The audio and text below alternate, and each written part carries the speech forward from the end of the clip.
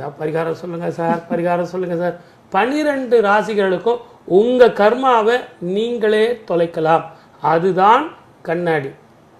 இந்த கண்ணாடியை நீங்க வீட்டில் செய்யறத கோவில்களில் சுவாமியை கண்ணாடி எதிரில் நிற்க வச்சு காட்டுவாங்க.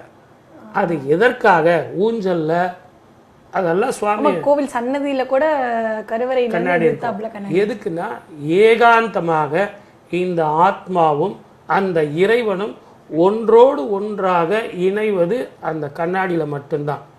நானும் என்னுடைய நிழலும் இங்கே இணைவது இந்த கேமரா முன்னாடி. அந்த மாதிரி தான் அந்த கண்ணாடிங்கிறது. இங்கே கேமரான்னு சொல்கிறேனே, இந்த கேமரா கூட கண்ணாடி தானே.